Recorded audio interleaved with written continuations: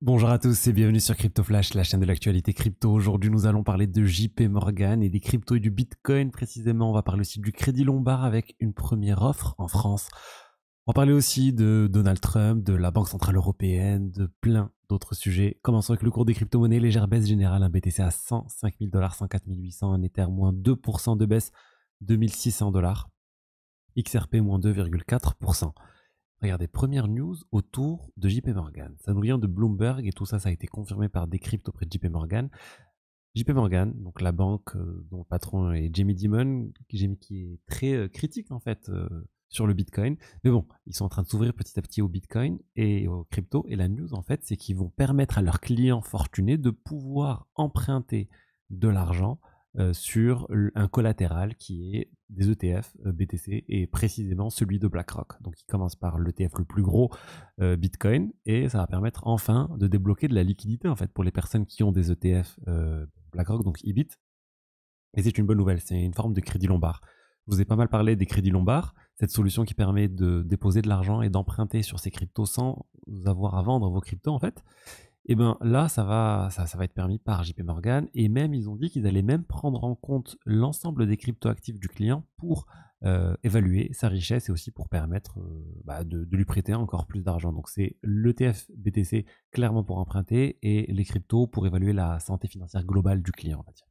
Et d'ailleurs, si le crédit lombard vous intéresse, là, c'est pas du tout une promo que je fais, hein.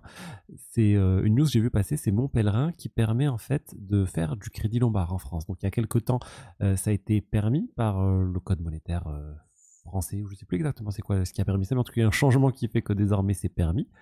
Ça permet de déposer vos cryptos chez la plateforme et de pouvoir retirer des euros. Et alors, c'est pas parfait, attention, hein. Clairement, regardez, la problématique principale, c'est que si vous empruntez, déjà c'est minimum 50 000 euros, et si vous empruntez entre 50 000 et 500 000 euros, eh ben, il n'y a que 40% qui peut être un collatéral en BTC, en Ether, et les 60 autres pourcents, ça doit être autre chose. Des actifs non crypto, actions, or, etc.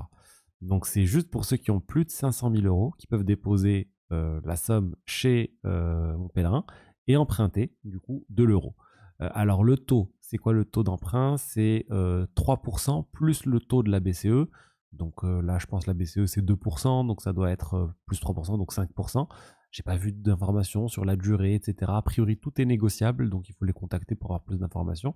Mais voilà, ça fait quand même un peu cher, mais ça fait aussi une solution pour payer, pour ne pas payer la flat tax en fait. En tout cas, c'est tout l'intérêt du crédit lombard, c'est de ne pas vendre ces cryptos. Attention, il n'y a pas encore d'avis officiel des impôts sur le sujet, sur le fait justement que c'est pas imposable. En théorie, ça devrait pas être imposable, mais honnêtement, on n'est jamais à l'abri avec les impôts d'avoir autre chose. En tout cas, sur les actions, c'est clairement pas imposable. Sur les cryptos, on attend la confirmation.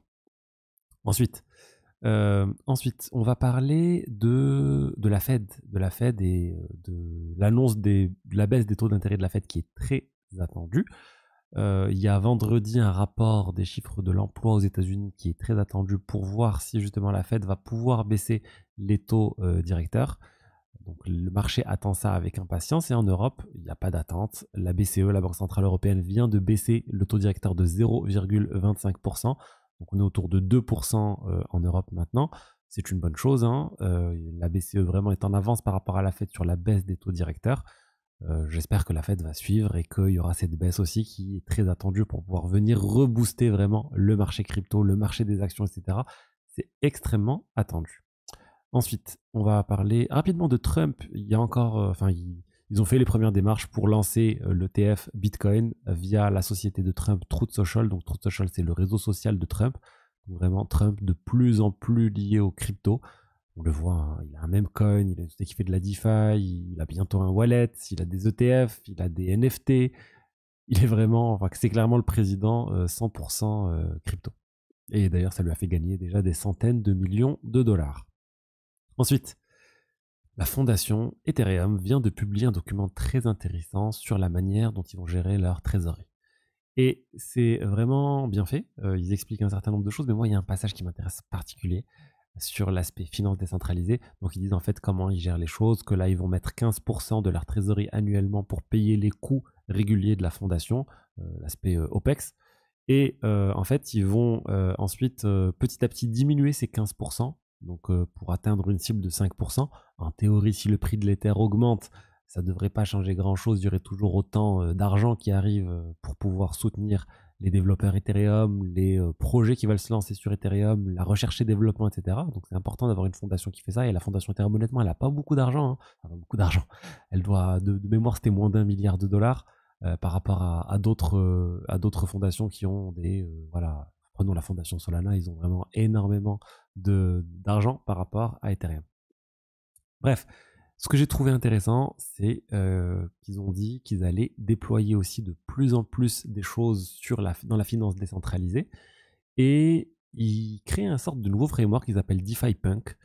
Ils veulent investir et placer leur trésorerie sur des projets DeFi Punk. Donc, c'est des projets qui prennent en compte vraiment l'aspect sécurité, décentralisation, confidentialité aussi. Et ils ont listé un certain nombre de choses, les critères pour être DeFi Punk, et ils parlent bien de permissionless access, donc n'importe qui peut accéder à l'application, il n'y a pas de KYC par exemple, il y a la notion de self-custody aussi, donc vraiment être maître de ses cryptos, privacy, donc on en a parlé, et trustless. Ça, c'est hyper intéressant. Et il parle d'immutabilité. Immutability, c'est-à-dire le fait de ne pas pouvoir mettre à jour le protocole une fois qu'il est publié. Le code est publié, personne ne peut le changer. Le meilleur exemple de ça, c'est Uniswap. Uniswap V2, Uniswap V3, chaque nouvelle version d'Uniswap est immuable. Voilà, le terme c'est immuable en français et personne ne peut venir toucher au code. Je vous ai pas mal parlé de Liquidity aussi, c'est un projet qui est complètement immuable. Et ça, c'est très intéressant. Ils disent aussi de faire attention à l'oracle. Est-ce que l'oracle est résistant à telle ou telle chose? Est-ce que l'oracle est décentralisé, etc.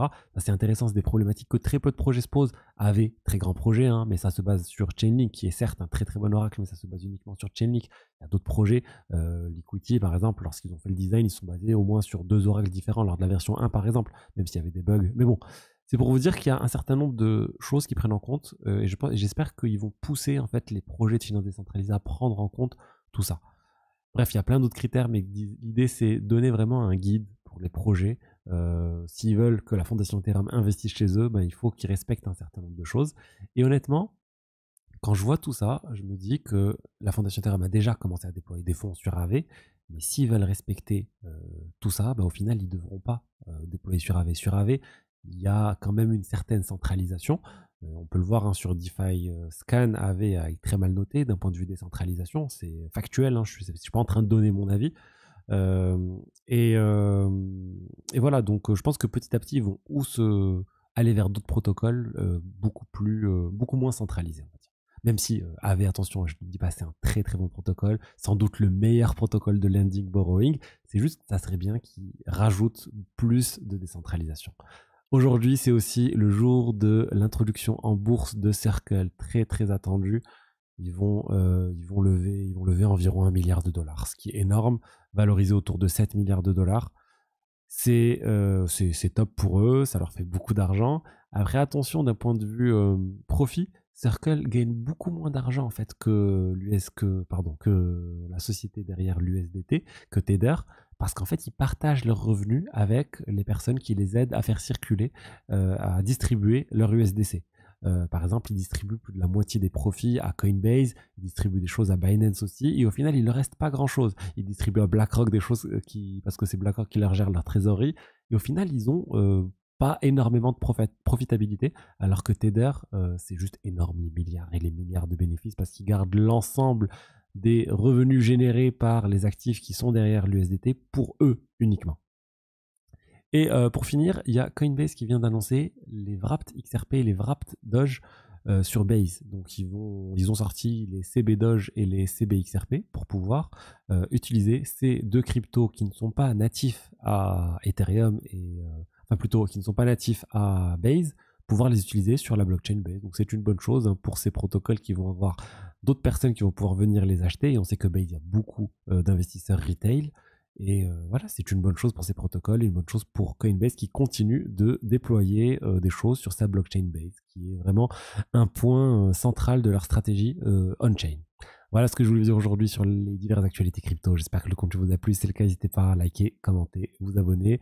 Je vous dis à demain ou à lundi pour la suite. Je ne sais pas si demain j'aurai le temps de faire la vidéo. Allez, au revoir, ciao, ciao.